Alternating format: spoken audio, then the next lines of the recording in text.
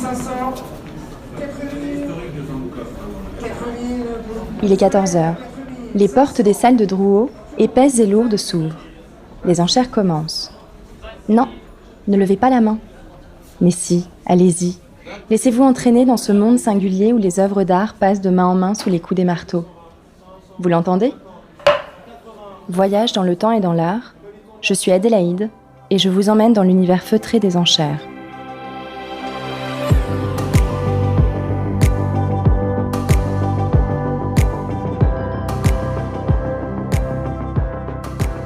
Et si nous parlions aujourd'hui d'un livre qui a été réalisé par un artiste anonyme pour un commanditaire inconnu et dont on ne sait pas la présentation d'origine ?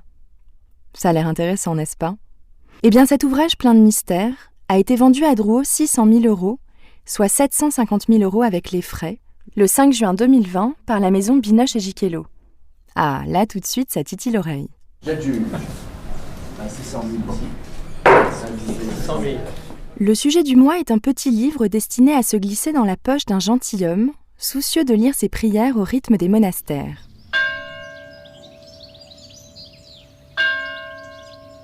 Intitulé Les heures de G&H, ce livre religieux, plutôt austère à première vue, regorge pourtant de motifs et d'images aux couleurs flamboyantes, rehaussées d'or et d'argent.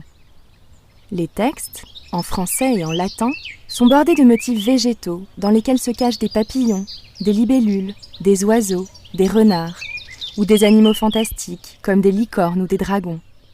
Les premières lettres des paragraphes ou des phrases sont agrémentées d'entrelacs et de rinceaux scintillants sur des fonds colorés.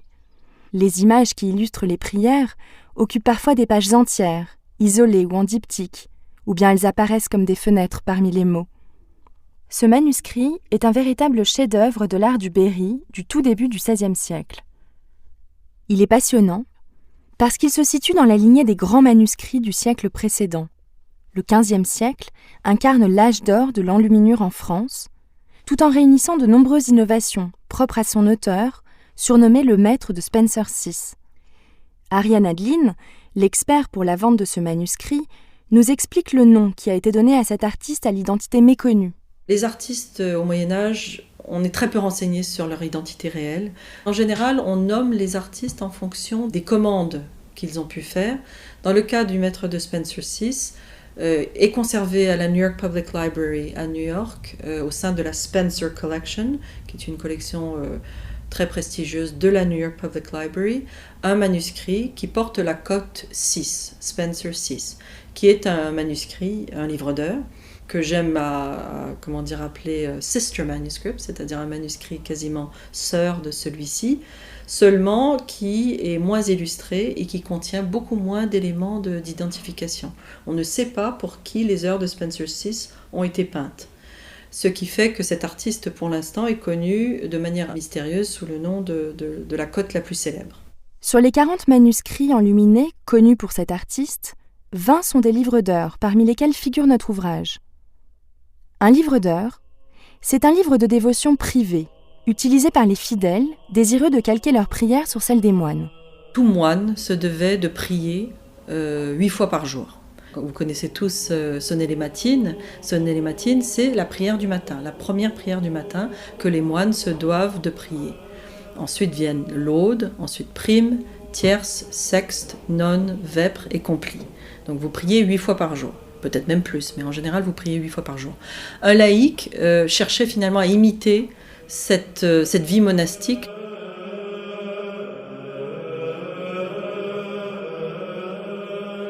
Ces 8 prières qui rythment la journée des chrétiens correspondent aux heures de la Vierge, qui relatent les grands épisodes de la vie de Sainte Marie et les premières années du Christ. Sont greffés à cette base les psaumes de la pénitence, des poèmes tirés de la Bible pour se repentir et demander pardon, ainsi que l'office des morts lorsque l'on perd un être cher. Puis un calendrier recense les fêtes des saints, suivi de prières qui leur sont adressées. Mais on ne prie pas de la même manière à Rome, à Paris ou à Tours. Les prières proviennent toutes des mêmes textes sacrés, mais elles sont découpées, ordonnées, et choisies différemment selon les diocèses. On dit alors un livre d'heures à l'usage d'eux, en indiquant la ville concernée. L'usage de Rome est l'usage liturgique universel. Il s'applique à toute la chrétienté et il est souvent choisi par les fidèles pour se rattacher au Saint des Saints. Tous les livres à l'usage de Rome ne sont donc pas nécessairement réalisés en Italie. C'est le cas par exemple de notre manuscrit, qui est à l'usage de Rome, mais dans lequel plusieurs indices indiquent qu'il a été produit à Bourges. Des saints berrichons sont mentionnés dans le calendrier, et on reconnaît dans les illustrations des châteaux de la région. On distingue par exemple le palais du duc de Berry ou le château de Méun-sur-Yèvre.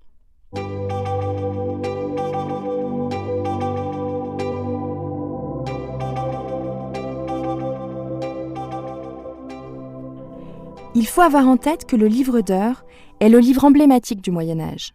Le livre d'heures est véritablement le best-seller du manuscrit médiéval parce que toute personne qui avait les moyens de s'acheter un livre, c'était quelque chose d'extrêmement cher, pouvait se faire fabriquer soit un livre d'heures, soit une Bible. On pense souvent, peut-être un petit peu à cause du roman de la Rose et de tous ces romans, de tout ce folklore attaché au Moyen-Âge, que les livres d'heures étaient peints dans des monastères. Alors on peut trouver effectivement certains livres d'heures qui ont été peut-être peints dans ce qu'on appelle des scriptoriums monastiques, mais en général le travail des moines qui se portait plutôt sur des manuscrits type Bible, commentaires bibliques, exégèse, etc., ou copies tout simplement de textes littéraires ou scientifiques. Les livres d'heures ont été plutôt copiés dans des officines privées, dans des petites librairies, enfin ce qu'on appelle des ateliers, des libraires jurés, qui étaient finalement ceux qui produisaient des livres pour des laïcs. Et donc c'était une opération commerciale, ça n'était pas une opération mystique uniquement. La Bible et le livre d'heures se distinguent en effet. La Bible est un texte sacré, très riche, composé de l'Ancien et du Nouveau Testament et destiné à la lecture. Le livre d'heures, lui, est une compilation de textes courts, extraits entre autres de la Bible, et il a une fonction très pratique de prière. Cependant, l'usage du livre d'heures dans les familles va bien au-delà. Souvent, un livre d'heures était réalisé à l'occasion d'un mariage ou de la naissance d'un enfant. La famille possédait un livre d'heures, les temps forts de cette famille étaient inscrits, c'est-à-dire toutes les naissances sur les feuillets libres, les décès, les mariages. Donc c'était vraiment le livre de famille. Donc le livre d'heures, au-delà d'être un livre de dévotion privée, devenait vraiment le support un peu comme le livret de famille aujourd'hui, mais peut-être de manière beaucoup moins administrative et plus personnelle. Enfin, il est courant à l'époque que les enfants apprennent à lire dans les livres d'heures.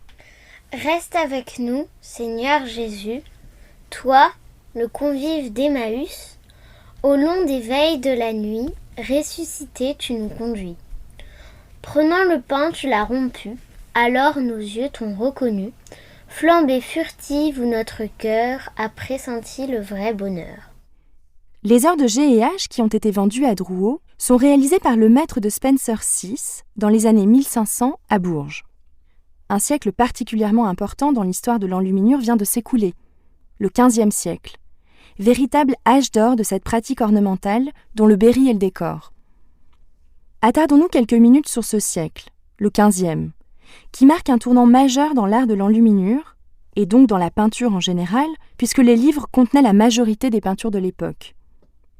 La province du Berry, dont Bourges est la capitale, est marquée au début du XVe siècle par deux personnages, le duc de Berry et le roi Charles VII. Le duc de Berry, parce qu'il fut un prodigieux mécène, qui réunit les plus grands artistes de son temps dans son duché pour répondre à ses fastueuses commandes. Et le roi Charles VII, parce qu'il choisit Bourges comme refuge quelques décennies avant la fin de la guerre de Cent Ans et en fait sa résidence royale. Il meurt d'ailleurs au château de Méun-sur-Yèvre, le château dont je vous parlais, représenté dans notre manuscrit.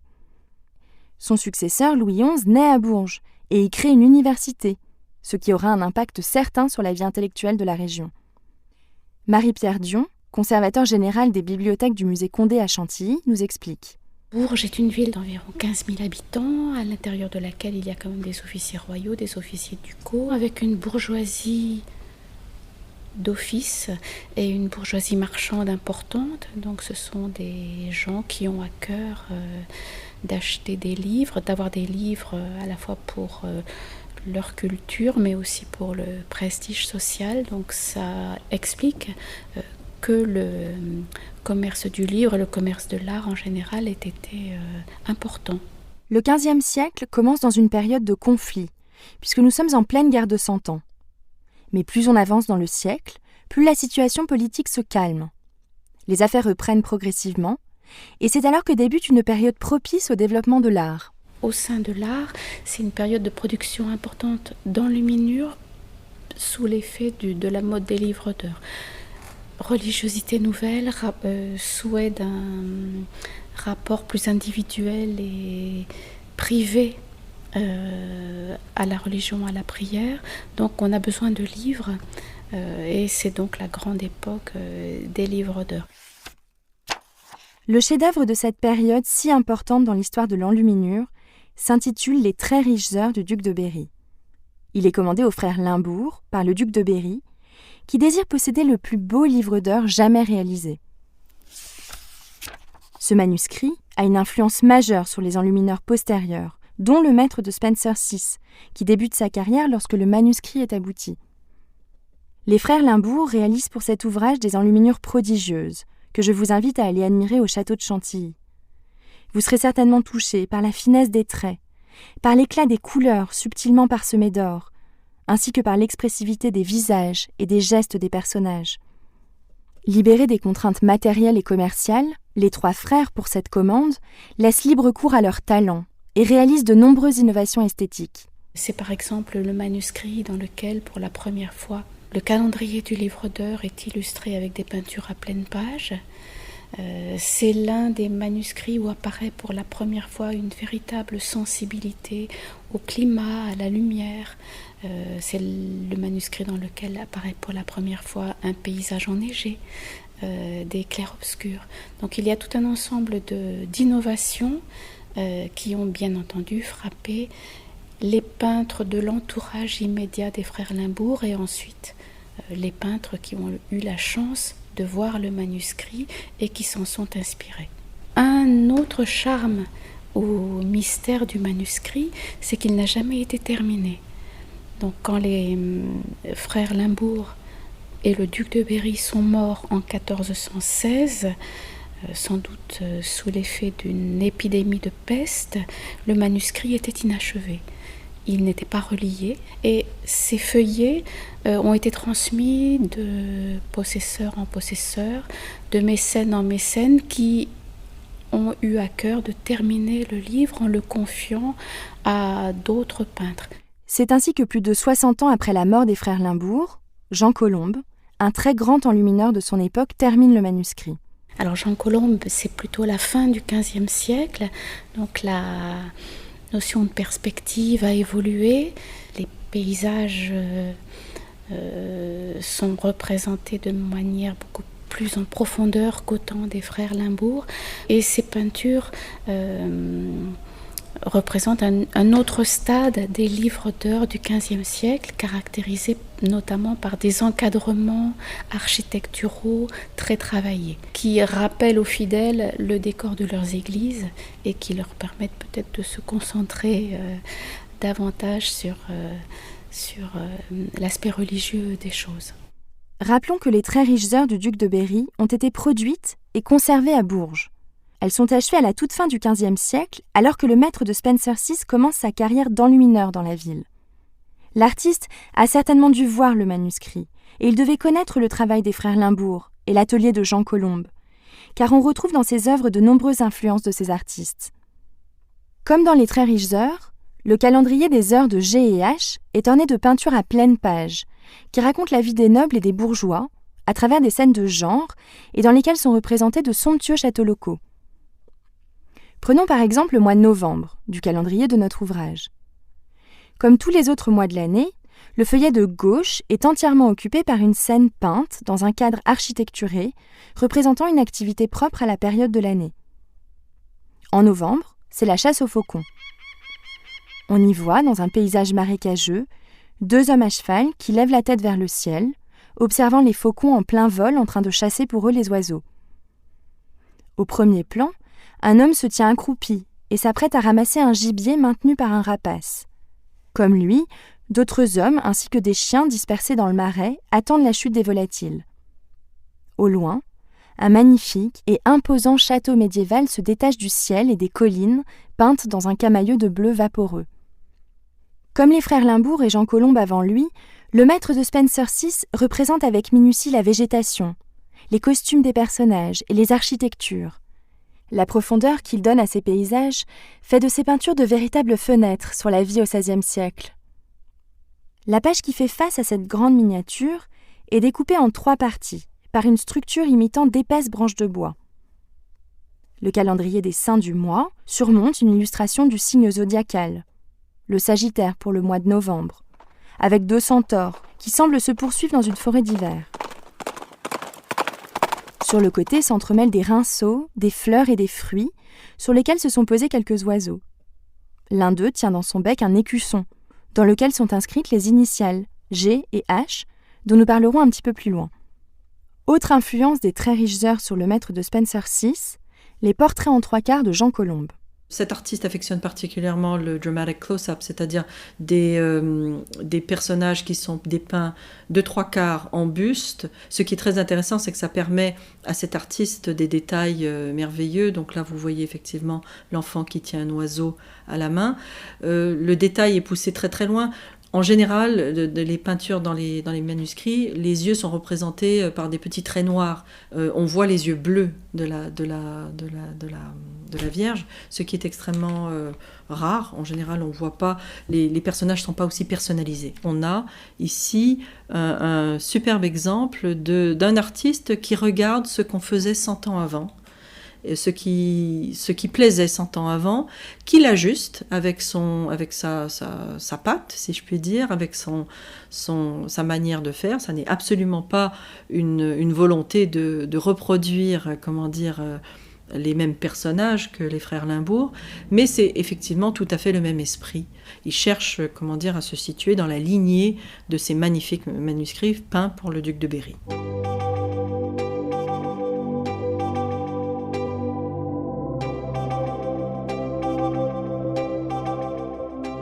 Le maître de Spenser VI s'inspire de ce qui s'est fait de plus beau par les enlumineurs qui l'ont précédé. Mais il enrichit également ses œuvres d'innovation personnelle, comme en témoignent les œuvres de G et H. Ce qui est intéressant avec le maître de Spenser VI, c'est qu'il introduit un très grand nombre de scènes un petit peu inattendues par rapport au cycle traditionnel d'un livre d'heures. Un livre d'heures, en général, vous savez que vous allez trouver telle scène pour prime, telle scène pour tierce, etc. Une annonce au berger pour tierce. C'est quand même très très stéréotypé en général. Le maître de Spenser VI casse avec ça. Notamment pour l'Office des morts, il va faire quelque chose d'absolument merveilleux. D'habitude, pour l'Office des morts, vous avez une scène d'enterrement, très canonique, très simple. Ici, le maître de Spenser VI va mettre en scène ce qu'on appelle le dit des 3 morts et des 3 vifs. Donc vous avez les 3 cadavres, comme ça, et vous avez 3 membres de la société qui savent très bien qu'un jour ils vont mourir et donc ils sont confrontés comme ça. Alors ça renvoie à ce qu'on appelle les fameuses danses macabres du Moyen-Âge, mais au-delà de ça, c'est une scène qui n'est pas traditionnelle dans un livre d'heures de cette époque-là. Autre caractéristique très importante du maître de Spenser VI, c'est l'exotisme. L'artiste met en forme et en couleur dans les livres qu'il enlumine son goût pour l'Orient. Il puise ses images dans des gravures et des peintures auxquelles il a certainement dû avoir accès. En général, la fuite en Égypte, quand la Vierge Joseph et l'enfant partent parce que l'enfant Jésus est en danger à cause de l'ordre d'Hérode de faire tuer tous les enfants mâles du royaume juif. On voit en général, très traditionnellement, tout le monde a vu ça dans tous les musées, on voit la Vierge sur son âne avec l'enfant et Joseph conduisant sa femme et son enfant. Là, on voit quelque chose de tout à fait merveilleux. Encore une fois, l'artiste a dû voir des choses qui concernaient l'Orient. On voit un dattier. C'est-à-dire qu'on voit Joseph en train de cueillir des dattes à même un dattier avec la Vierge qui est entourée de 2 personnages un petit peu qui d'habitude ne font pas partie de la scène, qui attend que son mari lui cueille quelques dattes sur une pose un petit peu bucolique, comme ça, au bord du chemin. Sur une autre miniature représentant les rois mages, il remplace la monture de l'un d'eux, un cheval habituellement, par un éléphant. Le pachyderme est parfaitement insolite dans un livre d'heures. L'un des mystères de ce manuscrit reste son commanditaire. Il est intitulé pour la vente en juin dernier « Les heures de G&H » car des initiales apparaissent sur plusieurs pages, dans les bordures, parmi les rinceaux et les fleurs, comme au mois de novembre dans le calendrier. Cependant, on constate aussi qu'un grand nombre d'armoiries ont été grattées. Un propriétaire postérieur se serait donc réapproprié le manuscrit en faisant disparaître les traces du commanditaire d'origine et aurait ajouté ses propres initiales, G et H. Est-ce que c'est une commande ininterrompue, jamais payée, jamais réglée ? Est-ce qu'il y a eu une mort ? Est-ce qu'il y a eu un décès ? Est-ce qu'il y a eu au contraire une passation au sein d'une famille et on a voulu effacer l'ancienne famille pour que la nouvelle famille s'inscrive ? Peut-être que cette nouvelle famille n'avait pas d'armoirie. Voilà, bon, sachant que la plupart des bourgeois à ce niveau-là de valeur se faisaient faire des armoiries même si elles n'étaient pas nobles. Quoi qu'il en soit, les heures de G&H se sont transmises de génération en génération, jusqu'à arriver au XIXe siècle dans une bibliothèque prestigieuse. Elles sont alors dotées d'une nouvelle reliure, comme il était de coutume à cette époque lorsqu'un ouvrage important intégrait une grande bibliothèque. On sait que le XIXe était le siècle des grands collectionneurs, des grandes bibliothèques. Les collectionneurs, les bibliophiles du XIXe se devaient tous de posséder un très beau livre d'heures, voire plus, certainement, dans certains cas. Et c'était souvent un des fleurons de la bibliothèque d'un collectionneur.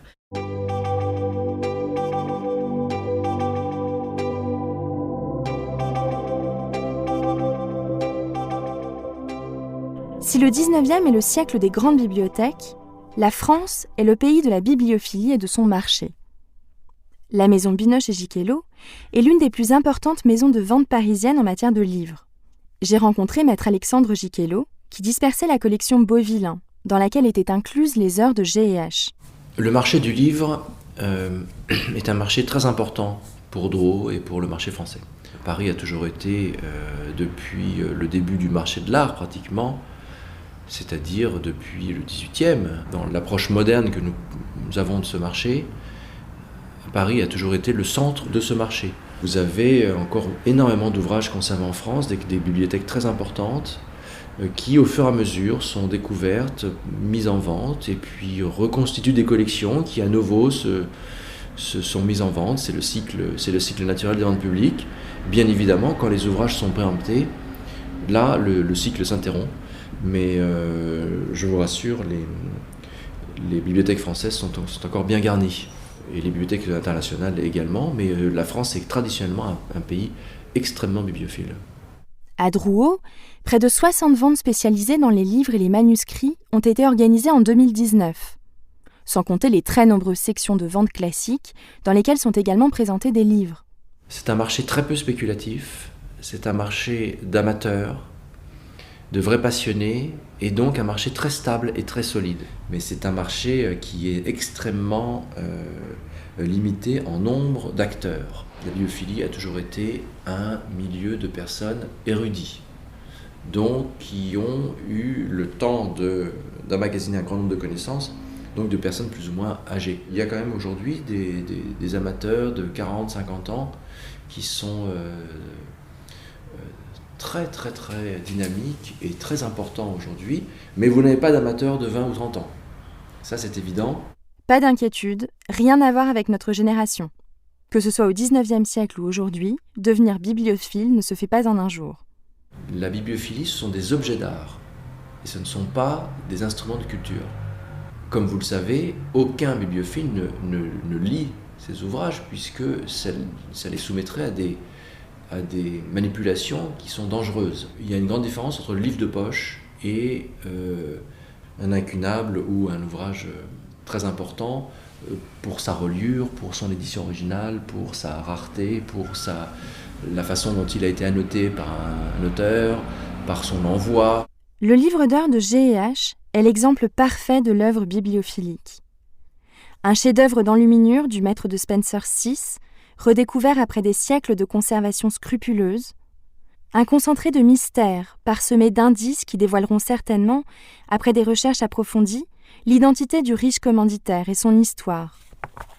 Et enfin, une précieuse reliure réalisée par un grand collectionneur du XIXe siècle, soucieux de personnaliser ses ouvrages. Depuis le 5 juin dernier, lorsqu'il est vendu à Drouot, le manuscrit prolonge ses 5 siècles d'existence sur les étagères d'une nouvelle bibliothèque de prestige. je vous invite à vous rendre sur le site gazette-drouot.com, dans la rubrique Marché de l'art podcast, pour découvrir les feuillets et enluminures dont je vous parle dans cet épisode. Ce podcast vous est présenté par la Gazette Drouot. Nous remercions pour cet épisode Ariane Adeline, chargée pour la vente de l'expertise du manuscrit aux côtés de Dominique Courvoisier, Marie-Pierre Dion, conservateur général des bibliothèques du musée Condé à Chantilly, et Alexandre Giquelot, commissaire-priseur et président de Drouot. Merci à Louise également pour la lecture de la prière. Je vous retrouve le mois prochain pour une immersion dans le XXe siècle à travers la collection de tableaux modernes et d'art premier du critique d'art Franck Elgar. Nous explorerons notamment l'œuvre singulière et inclassable de Fernand Léger.